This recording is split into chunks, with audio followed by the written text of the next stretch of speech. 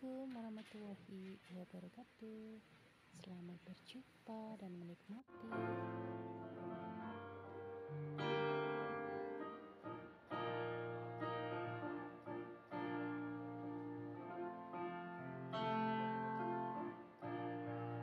Bangun dan bukalah matamu, saatnya meraih mimpimu.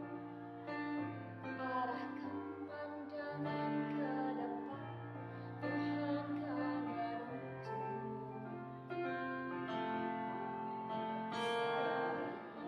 Sadarilah masa berganti, tantangan kan kita hadapi. Bergandeng tangan untuk negeri, kita menanti berseri. Assalamualaikum warahmatullahi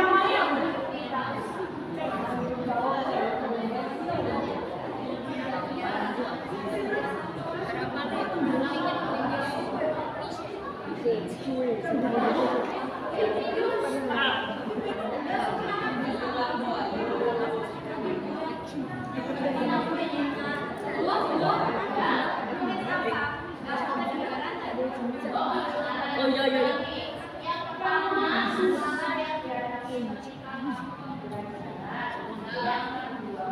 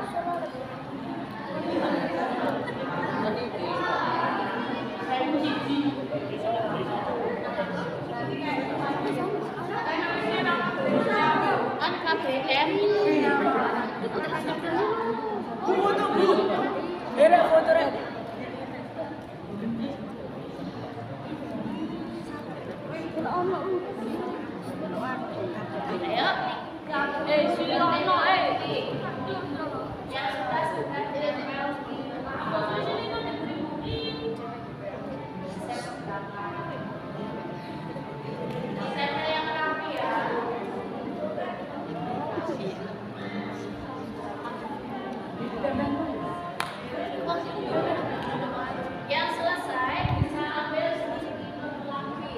Satu.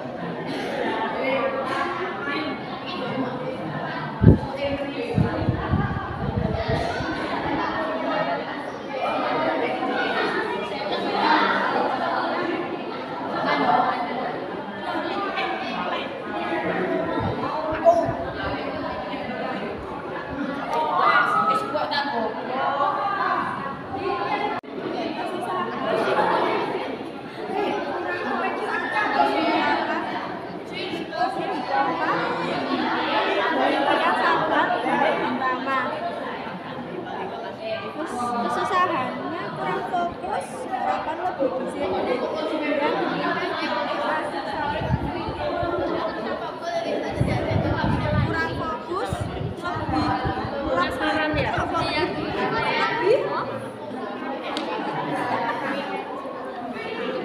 lebih kompak dari kefokusannya.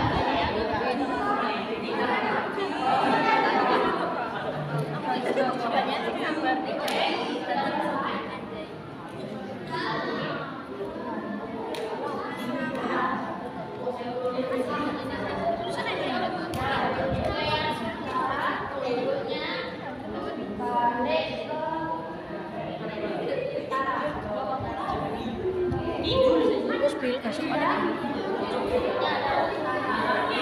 gambar ini kalau sekolah ya dapat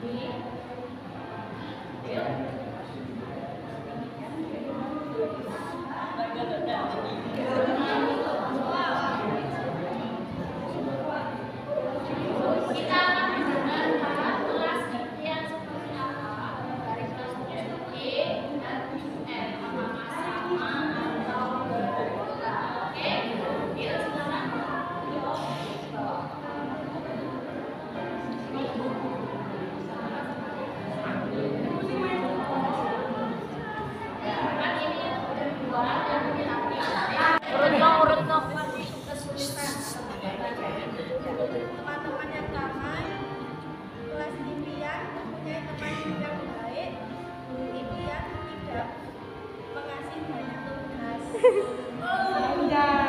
Kelas kelas impian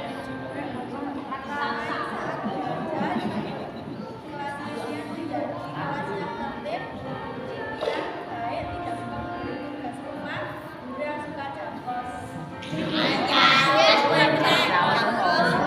Campos toh.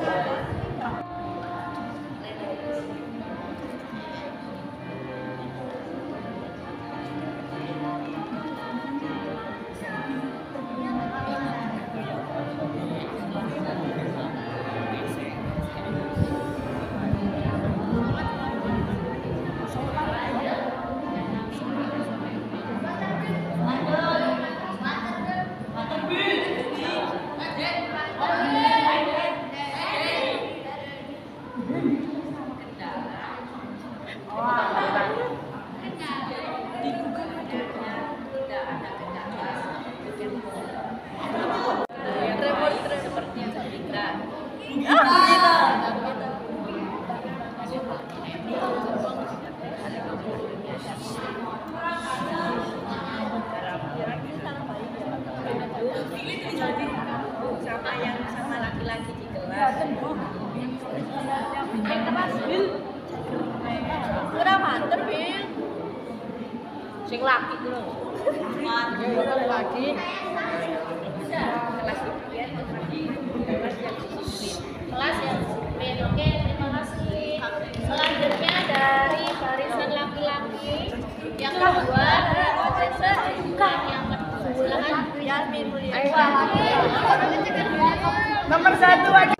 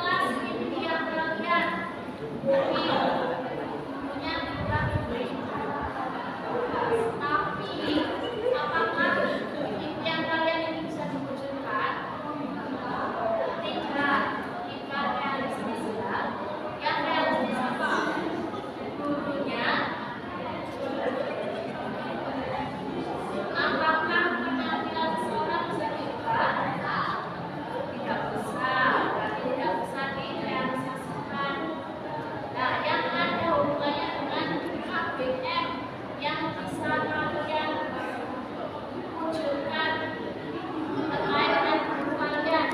Nanti di kelasnya disebutkan saya ingin guru yang baik seperti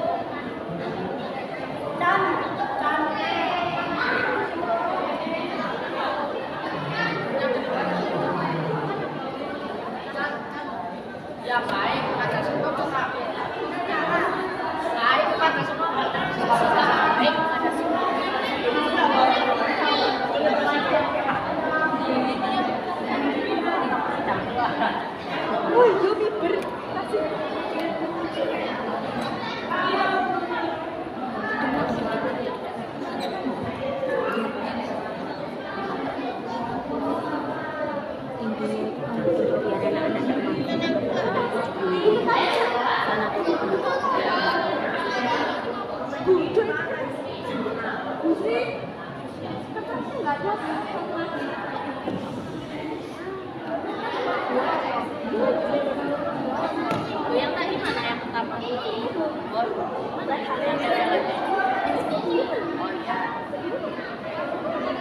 Sudah ini.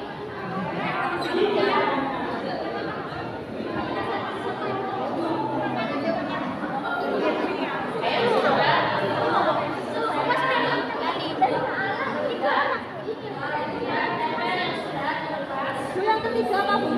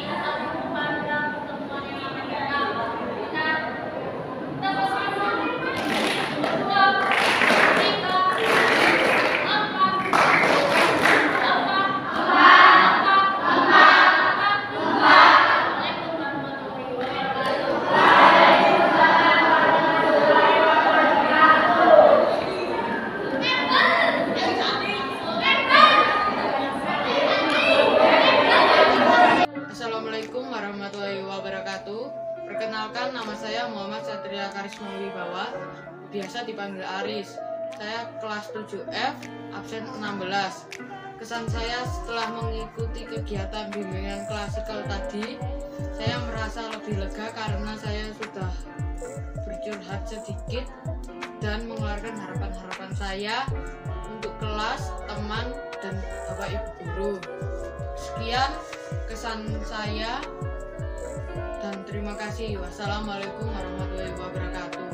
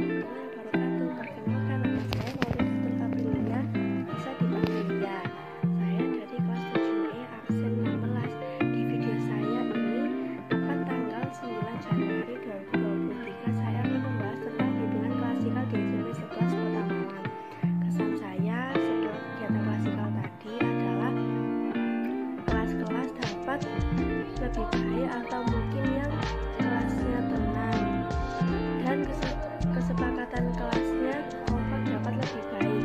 Oh iya, seru loh bisa memilih pengajar di sekolah ini. Semua pengajar memberikan ilmu yang dengan mudah dapat diterima oleh setiap murid yang bersekolah di sini. Setiap masalah yang ada di lingkungan sekolah dapat saya selesaikan dengan baik berkat bantuan dari ibu dengan konseling ataupun tentang masalah yang sedang saya hadapi dengan teman saya. Terima kasih guru BK dengan konseling SMP 11 Malang. Oke, sekian. Assalamualaikum warahmatullahi wabarakatuh. Perkenalkan, nama saya Maulid Aprilia.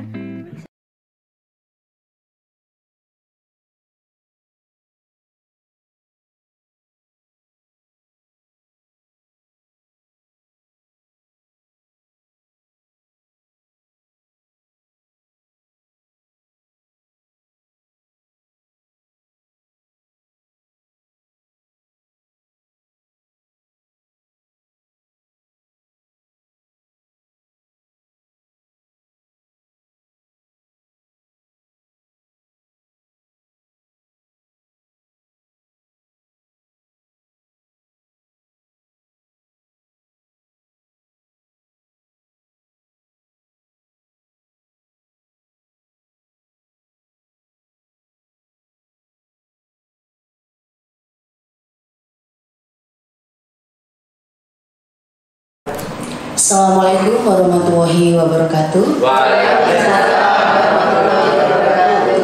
Sampaikan terima kasih kepada Bapak Ibu yang sudah hadir dalam ruangan ini dalam rangka pembahasan modul 1.4 budaya positif.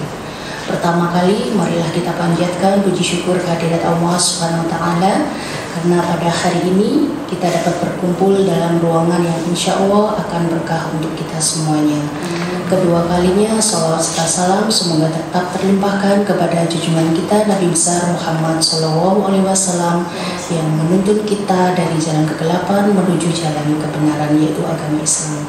Bapak Ibu yang saya hormati, pada sore hari ini saya akan berbagi tentang budaya positif yang nanti mudah-mudahan dapat diterapkan di sekolah kita SMP Negeri 11 Malang.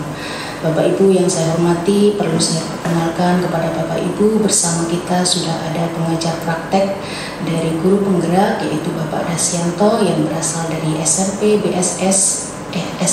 BSS.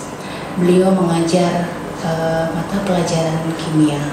Selamat datang dan selamat bergabung dengan kami Bapak. mudah-mudahan bisa memberikan pendampingan untuk kami dan memotivasi kami untuk tetap belajar bersama. Baik Bapak Ibu, saya izin share untuk pembahasan hari ini. Pembahasan modul 1.4 budaya positif. Bapak Ibu, modul 1.4 merupakan puncak dari pembelajaran modul 1 yang sudah saya pelajari 2 bulan ini. Filosofi pemikiran Ki Hajar Dewantara yang menuntun dan pembelajaran yang berpihak pada murid dilaksanakan berdasarkan nilai dan peran guru penggerak, berdasarkan visi yang dimiliki dengan paradigma perubahan apresiasi inquiry dengan pendekatan Bagja sebagai prakarsa perubahan melalui tahapan atap demi terciptanya budaya positif di sekolah untuk mewujudkan kesejahteraan dan kebahagiaan murid yang setinggi-tingginya. Bapak Ibu, terkait dengan perubahan apresiasi inquiry dengan pendekatan Bagja sudah saya diseminasi kepada Bapak Ibu pada bulan yang lalu.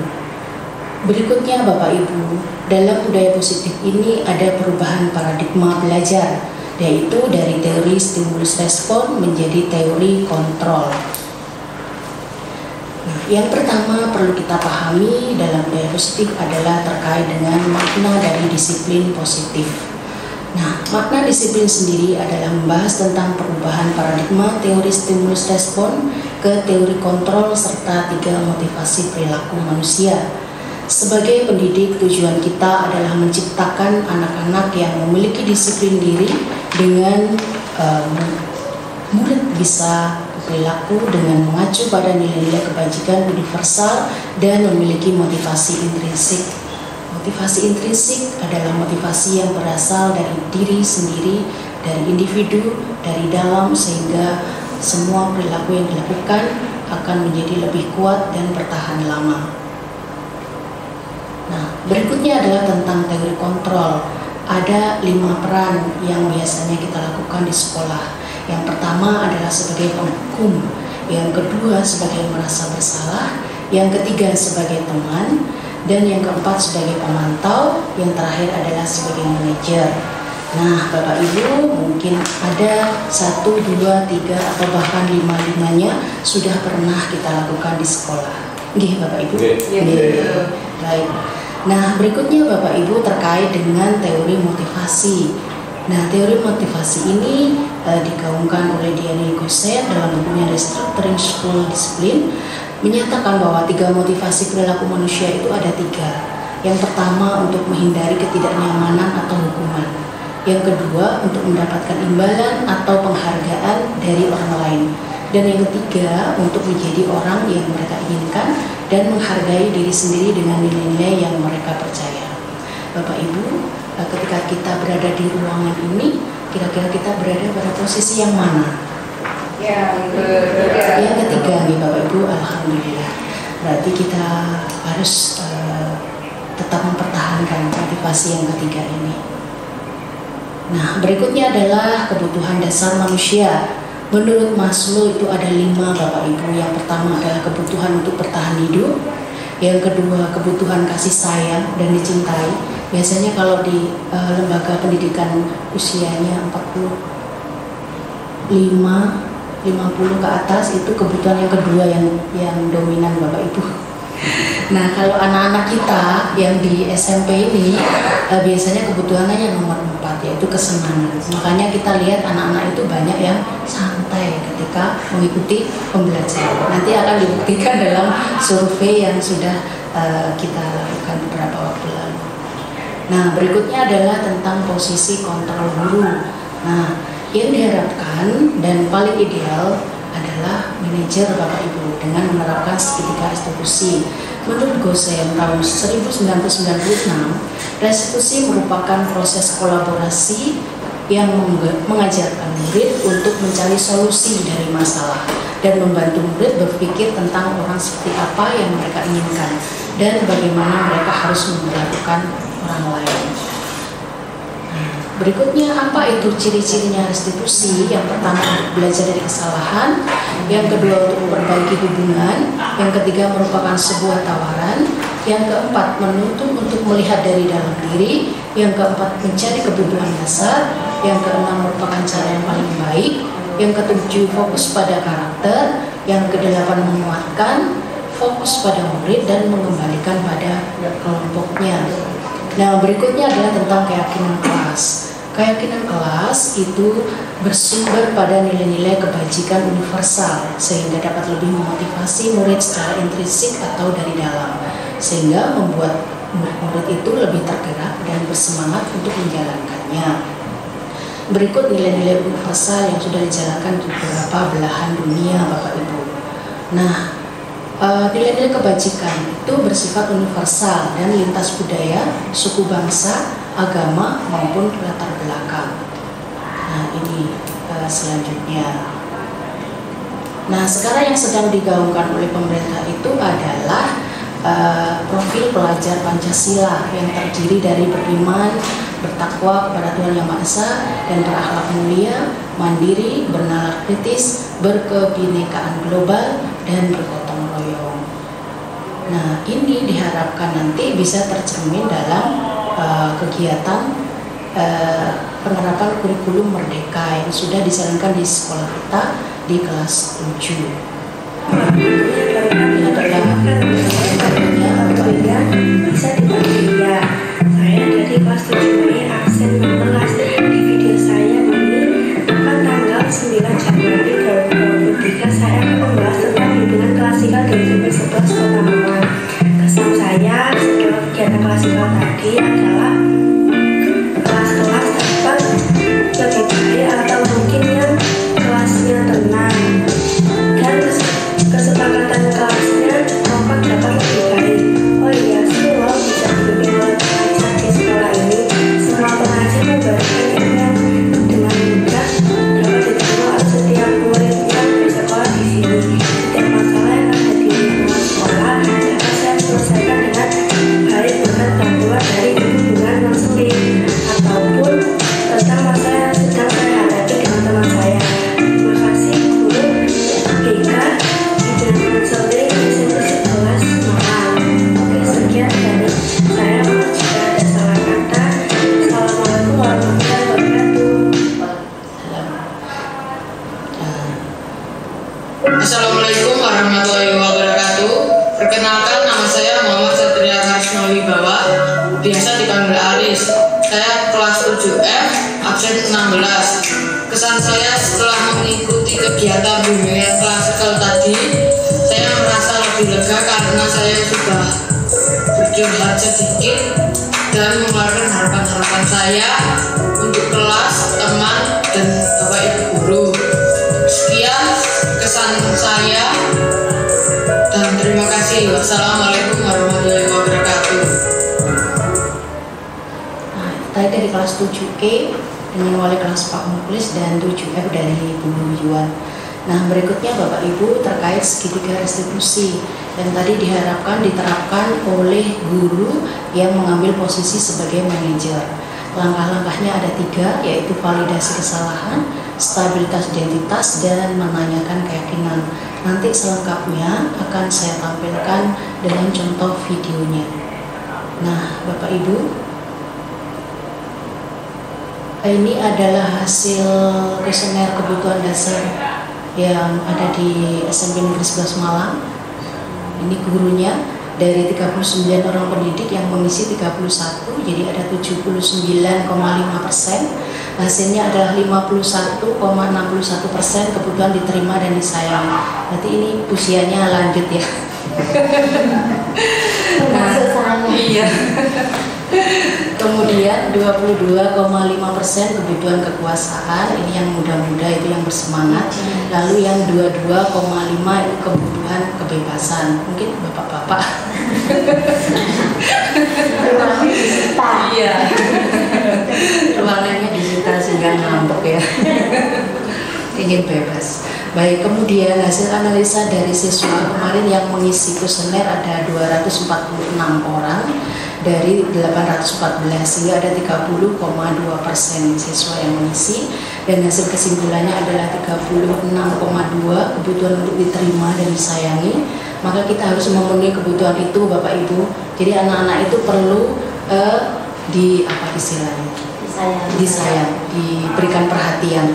Kemudian 17,4% kebutuhan kekuasaan untuk anak-anak yang mungkin aktif di organisasi ini ya. Kemudian 10,9% kebutuhan kebebasan, dan ini yang paling besar Bapak Ibu, 40,6. Mereka membutuhkan kesenangan. Jadi sehingga ketika proses pembelajaran itu mereka tidak serius, karena kalau ke sekolah itu ya harusnya senang-senang kayak gitu tuh Bapak Ibu. Nah, ini harus kita akomodir dan kita arahkan, karena mereka mempunyai kewajiban yang harus diselesaikan. Nah, itu Bapak Ibu. Nah, setelah saya mempelajari modul 1.4 ini, menurut pengamatan saya, maka yang perlu diperbaiki di sekolah ini adalah bahwa sebagai guru dan pembelajaran, maka kita mulai bergeser posisi sebagai manajer dalam menangani murid, dan murid yang melanggar ini sehingga dapat setelahnya melakukan sosialisasi peraturan menjadi keyakinan kelas yang disepakati oleh seluruh murid dan dijadikan dasar dalam menjalankan segitiga restitusi.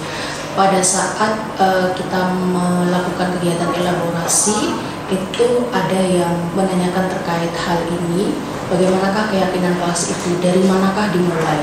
Maka di saat itu disarankan bahwa keyakinan kelas itu dimulai dari tiap kelas. Kalau nanti tiap kelas itu sudah menyusun kesepakatan kelas dan semuanya sudah berjalan, maka itu akan dapat meningkat lagi menjadi kesepakatan sekolah. Itu Bapak Ibu.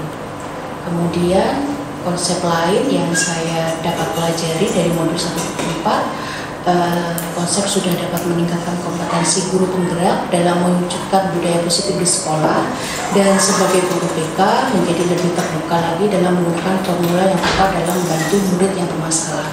Bapak Ibu, dalam teknik konseling di BK itu tahapannya lebih rumit dari segitiga restitusi yang ada di modul ini.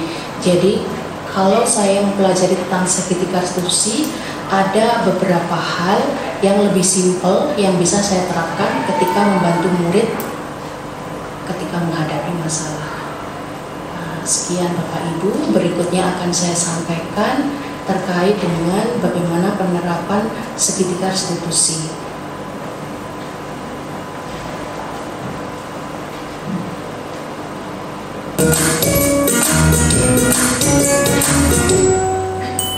Salam dan bahagia Ibu dan Bapak guru hebat. Pada video kali ini kita akan membahas tentang salah satu program disiplin positif yang diterapkan di lingkungan sekolah yang dikenal dengan nama restitusi.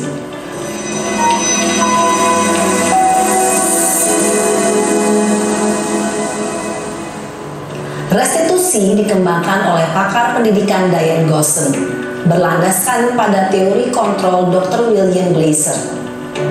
Segitiga restitusi adalah suatu proses dialog yang dijalankan oleh guru atau orang tua agar dapat menghasilkan murid yang mandiri dan bertanggung jawab. Pada saat guru di posisi manajer, aspek yang dikembangkan pada murid adalah motivasi intrinsik, sehingga penanaman nilai-nilai kebajikan dapat tumbuh dan berkembang menjadi suatu kebiasaan positif yang akhirnya membentuk karakter murid. Proses dialog ini terdiri dari 3 langkah yang digambarkan pada ketiga sisi pada segitiga restitusi. Sisi pertama adalah menstabilkan identitas. Sisi yang kedua adalah validasi tindakan yang salah. Dan sisi yang ketiga adalah menanyakan keyakinan. Ibu dan Bapak guru, berikut ini akan ditunjukkan bagaimana seorang guru berada dalam posisi manajer menggunakan penerapan segitiga restitusi.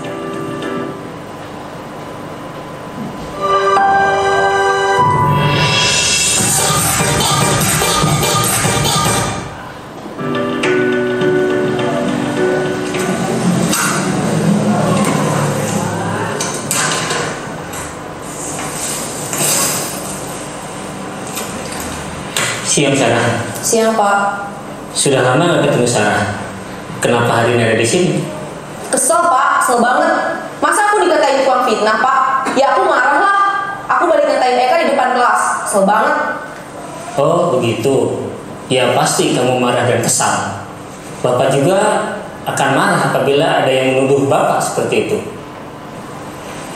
Kemudian, pada saat itu, kamu mau melakukan apa? Ya saya langsung ngatain Eka lah, Pak. Kesel banget. Saya bentak-bentak dia depan teman-teman lain. Oh, begitu. Pasti kamu melakukan seperti itu karena suatu alasan tertentu, bukan? Iyalah, masa saya diam saja, Pak? Ya saya bela diri lah. Masa saya dituduh tukang fitnah?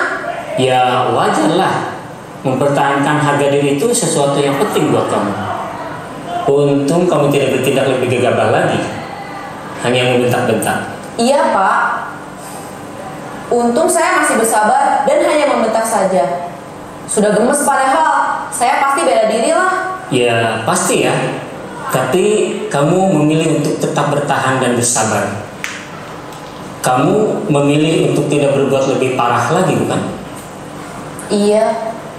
Nah, sekarang coba kita lihat lagi tindakan kamu yang bentak-bentak Eka di kelas. Tindakan kamu itu kira-kira sesuai dengan keyakinan kelas atau prinsip kamu tidak? Enggak lah, Pak. Capek, Pak, jadi pemarah. Jadi keyakinan atau prinsip mana yang kurang sesuai dengan keinginan kamu? Ya, saya sebenarnya sangat menghargai orang lain. Mungkin saat itu saya menjadi emosi, jadi tidak menunjukkan sikap itu. Kamu meyakini tidak? Menghargai orang lain itu penting buat kamu? Yakinlah, Pak. Iya, setuju. Kita harus saling menghargai. Namun, ada juga keyakinan yang kita sepakati yang perlu kita jalankan apabila kita sedang marah, bukan? Ya, saya bisa lebih proaktif, mulai dengan diri sendiri. Saya bisa jadi lebih bersabar, mengambil waktu jeda untuk berpikir mau apa selanjutnya. Kira-kira kamu bersedia memperbaiki masalah ini tidak? Bersedia, Pak. Kalau kamu memperbaiki masalah ini, kamu akan menjadi orang seperti apa? Saya akan menjadi orang yang bertanggung jawab kali ya, Pak. Dan senantiasa proaktif. Iya, menurut kamu bagaimana rasanya menjadi orang seperti itu? Ya nyaman lah, bangga bisa bersabar dan menahan diri. Baiklah kalau begitu. Yuk kita pikirkan bagaimana memperbaiki masalah ini.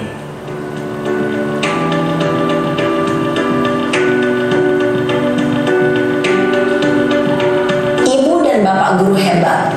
Baru saja kita menyaksikan contoh bagaimana seorang guru berada dalam posisi manajer menggunakan penerapan segitiga restitusi. Mari kita bahas satu persatu. Pada sisi pertama, menstabilkan identitas berdasarkan pada prinsip bahwa membuat kesalahan adalah bagian dari proses pembelajaran. Sisi pertama dari segitiga ini berperan menggeser identitas murid dari identitas gagal ke identitas sukses. Murid yang sedang bertingkah laku yang tidak pantas atau menarik diri saat itu sedang mengalami identitas gagal. Bila kita mengkritiknya, maka posisinya tidak akan berubah.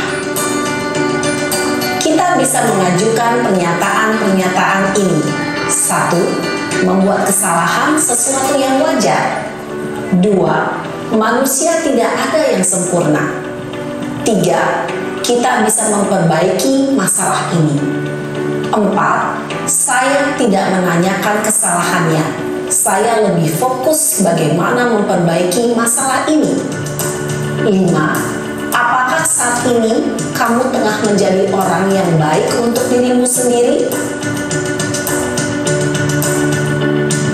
Pada sisi kedua, validasi tindakan yang salah berlandaskan pada prinsip bahwa setiap perilaku berupaya memenuhi suatu kebutuhan tertentu.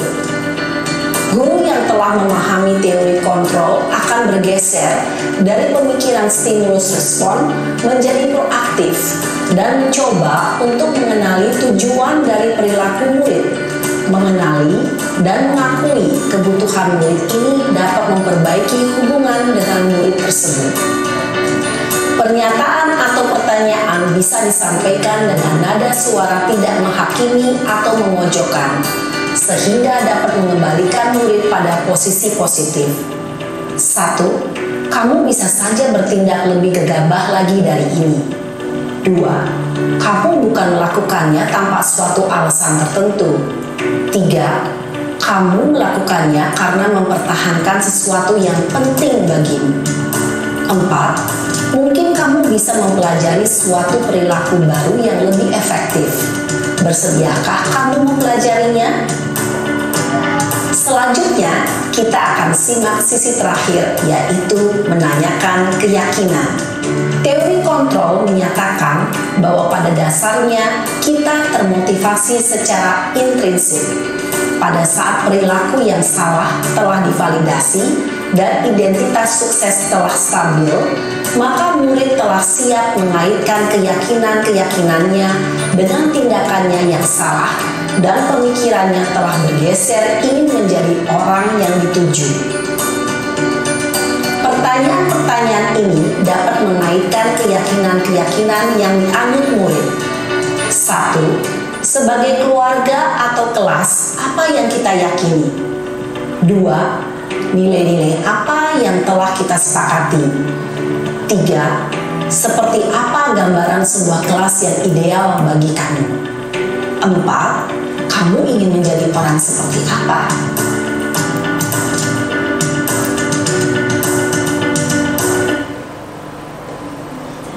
Wow, bersih.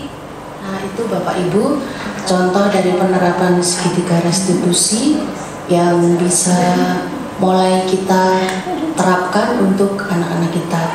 Baik Bapak Ibu, berikutnya akan ada sesi tanya jawab untuk Bapak Ibu dan kita akan sharing bersama. Monggo disilakan jika ada sesuatu yang ingin dikonfirmasi atau kita diskusikan bersama. Monggo, mungkin dari sisi sebelah kanan atau kiri. Ya Bu. Gini, monggo Bu Nurul. Waduh, ada senior ini yang bertanya. Assalamualaikum warahmatullahi wabarakatuh. Waalaikumsalam warahmatullahi wabarakatuh. Saya sangat mengapresiasi pengimbasan dari modul 1.4 terkait dengan budaya positif yang telah disampaikan dengan sangat baik sekali.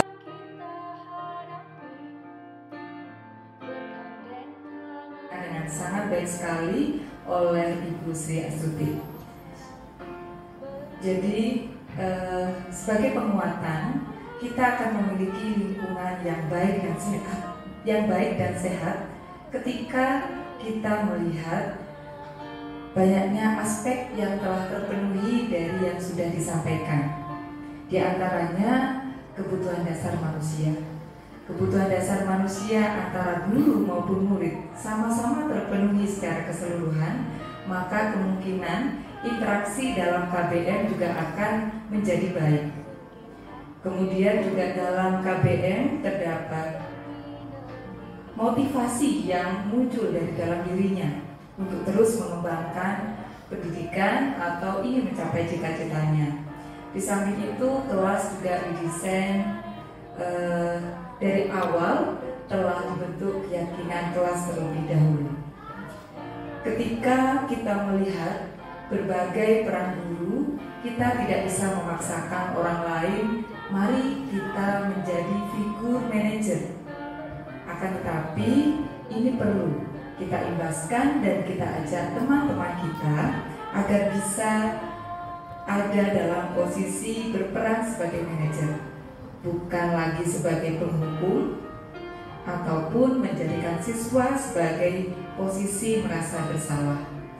Nah, di sini kita sharing saja, kira-kira adakah tips atau trik ketika kita mengajak teman-teman kita, rekan guru, agar mampu dan mau untuk menerapkan posisi sebagai teman, posisi sebagai pemantau, ataupun posisi sebagai manajer. Sekian, mari kita sharing bersama. Wassalamualaikum warahmatullahi wabarakatuh. Waalaikumsalam. Dari Bapak Ibu, terkait dengan keyakinan kelas atau kesepakatan kelas. Apakah kesepakatan kelas itu tiap kali masuk kita membuat kesepakatan baru, atau pada saat awal masuk kita membuat berlaku untuk seterusnya begitu, atau bisa berubah-ubah tergantung situasi? Mohon untuk dijelaskan atau diberi ini ya, barangkali bisa nanti kita terapkan di kelas. Begitu Bu Surati, terima kasih. Baik, terima kasih pertanyaannya. Terima kasih. Assalamualaikum warahmatullahi wabarakatuh. Waalaikumsalam. Terima kasih sekali Bu Asti, saya diundang di sini untuk mengikuti pengimbasan modul 1.4 tentang budaya positif. Terkait dengan, terutama ini sangat bermanfaat bagi saya dan teman-teman mungkin ya. Kalau saya sendiri, saya merasa dengan pengimbasan materi ini, saya merasa bahwa sangat penting apa yang disampaikan Bu Sri Astuti ini, karena terus terang di kelas saya seringkali kadang-kala menghakimi ya.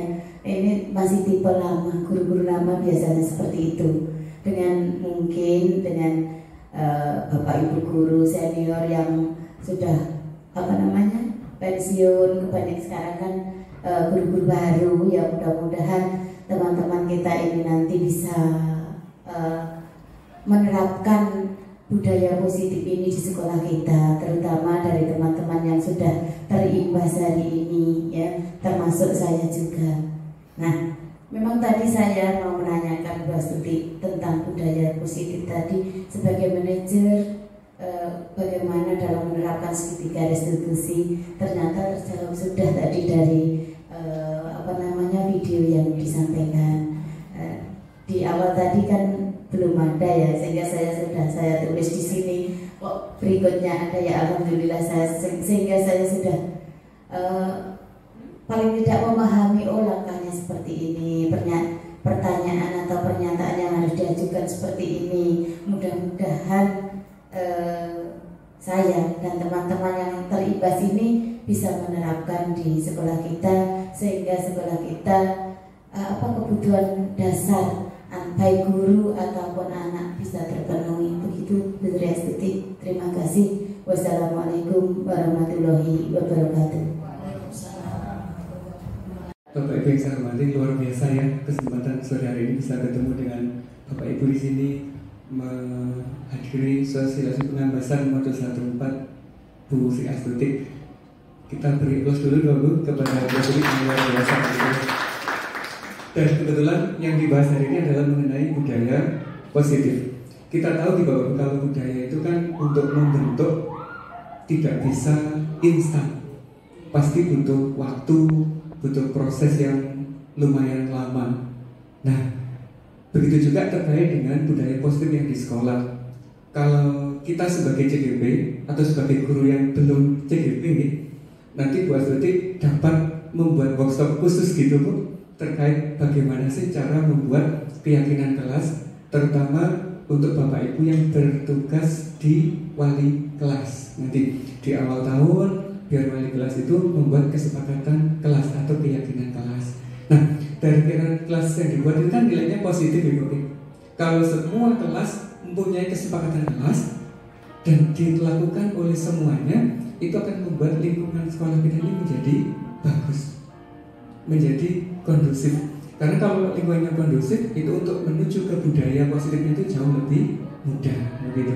Jadi moga Bapak Ibu kita bisa mengawali semua guru, terutama yang wali kelas nih, di awal tahun nanti bisa memulai membuat kesepakatan kelas. Dan mungkin sebelum tahun ajaran baru berjalan, dapat membuat workshop khusus untuk strategi membuat keyakinan kelas itu. Nanti mantap ini sebagai kelanjutan programnya Bu Astuti dan Bu Nurul yang di guru penggerak itu Bapak Ibu. Karena lingkungan positif akan membantu, mendukung sekali terbentuknya budaya positif yang ada di sekolah kita. Terus tadi di peran kita sebagai guru kan ada 5 nih. Sebisa mungkin 2 pertama tidak kita lakukan Bapak Ibu sebagai penghukum, satunya lagi membuat orang merasa bersalah, karena itu dampaknya akan berdampak negatif begitu. Usahakanlah kalau yang sebagai tatib kita bertindak sebagai pemantau. Kalau sebagai tatib karena kita punya aturan sekolah dan sebagainya. Kalau sebagai guru banyak lebih dekat ke teman dan sebagai manajer gitu. Kalau Bapak Ibu guru semuanya di sekolah ini karakternya sudah sampai di sana, wow mantap sekali. Nanti bisa jadi sekolah percontohan ya Bu ya. Karena mantap. Terus di bagian yang kita sebagai manajer itu Bapak Ibu, itu kan sebisa mungkin kita menerapkan segitiga restitusi kalau misalkan ada anak kita yang melanggar terkait dengan kesepakatan kelas. Nah, di situ tadi sebenarnya konten-konten atau pertanyaan pernyataan yang diberikan di segitiga restitusi itu ada hubungannya dengan modul yang akan dipelajari Bu Astuti ke depan. Tentang apa Bu Nurul? Tentang coaching ya. Yang coachingnya Ibu. Lah di bagian coaching itu memang benar-benar Bapak Ibu, kita akan belajar diskusi dengan anak untuk membangkitkan motivasi internal dari anak. Karena kalau motivasi kita berikan dari eksternal, sifatnya eksternal, itu nggak bertahan lama di anak-anak. Kita mendatangkan kayak motivator handal pun itu bertahannya tidak akan lama, mungkin sebulan 2 bulan akan sudah hilang lagi. Tapi kalau motivasi itu kita gali dari anak-anak sendiri melalui diskusi yang mendalam, melalui praktek coaching, itu disebut sebagai motivasi internal dan akan bertahan cukup lama. Jadi masih berkelanjutan di Bapak Ibu program ini. Setelah ini Bu Astuti akan mengimbaskan lagi masalah praktek coachingnya itu. Jadi Bapak Ibu guru nanti perannya itu adalah sebagai coach. Dan itu saya yakin Bu Nurul sudah menerapkan di kelas. Ngajar itu tidak berperan sebagai guru lagi, tapi cenderung sebagai coaching. Dan itu di sana sebagai coach itu ngajarnya gak berat Bapak Ibu. Kita lebih santai, kita lebih enak, gak perlu teriak-teriak lagi, gak pernah menghabiskan energi yang banyak. Walaupun kita ngajari 10 jam kayak saya setiap hari, itu masih full tenaganya begitu. Kalau hari Rabu bagus saya ngajari 10 jam total dari pagi sampai sore itu nggak berhenti, gitu. Nggak apa-apa. Kalau kita ngajarnya manual kayak dulu habis tenaganya. Tapi kalau kita sudah dapat ilmunya coaching untuk mengajar, nanti jauh lebih mudah. Semoga budaya positif di sekolah kita menjadi di sekolah ini ya Bu ya segera terwujud, segera terbentuk dengan dukungan semua warga sekolah.